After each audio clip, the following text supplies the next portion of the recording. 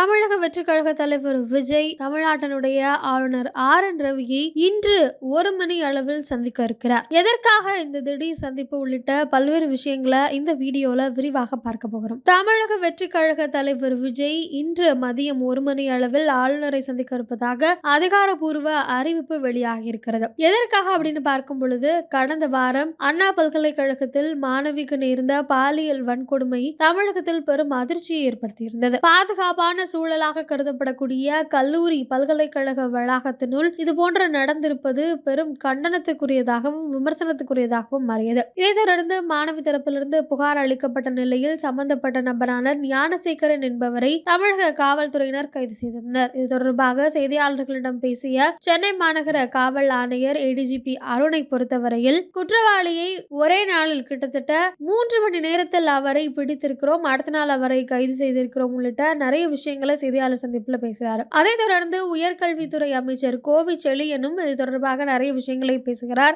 இந்த நிலையில் இந்த வழக்கில் மற்றொரு நபர் சம்பந்தப்பட்டிருப்பதாக தகவல்கள் வெளியாகி இருக்கு. குறிப்பாக மாணவி FIR-இல் குறிப்பிட்டபடி இதில் ஒரு சார் சம்பந்தப்பட்டிருப்பதாக தகவல்கள் வெளியான நிலையில் காவல்துறை தரப்பிலிருந்து அதற்கு மறுப்பு தெரிவிக்கப்பட்டிருக்கு. அந்த சமயத்தில் குற்றவாளியான ஞானசேகரன் என்பவருடைய மொபைல் போன் பிளைட் மோடில் இருந்ததாகவும், அப்படி ஒரு சாரே இல்ல அப்படின்னும் காவல்துறை தரப்பிலிருந்து தெரிவிக்கப்படுது. ஆனா இன்றைக்கு யார் அந்த சார் அப்படிங்கிற பதாகைகளையும் ஹேஷ்டாக்குகளையும் ஏந்தியபடி அதிமுகவினர் தமிழ்நாடு முழுக்க போராட்டங்களை நடத்தி கொண்டிருக்கிறார்கள். அதே போல பாஜகவினரும் கடந்த சில நாட்களாக தொடர்ந்து ஆங்காங்கு போராட்டங்களை நடத்தி கொண்டிருக்கின்றனர். இந்த நிலையில் தமிழக வெற்றிக் கழக தலைவர் விஜய் இன்று காலையில் ஒரு லெட்டர், தான் கைப்படவே எழுதிய ஒரு லெட்டர் ஒன்றை வெளியிட்டிருந்தார். அன்பு தங்கைகளுக்கு அண்ணன் அப்படின்னு ரொம்பவே உருக்கமாகவும் வேதனையோடும் கோபத்தோடும் அந்த லெட்டர் எழுதியிருந்தார். இந்த நிலையில தான் அண்ணா பல்கலைக்கழகத்தினுடைய இந்த ஒரு பிரச்சனை குறித்து பேசுவதற்காக ஆளுநரை சந்திக்க இருக்கிறார் தமிழக வெற்றிக் கழக தலைவர் விஜய். அதே போல இதற்கு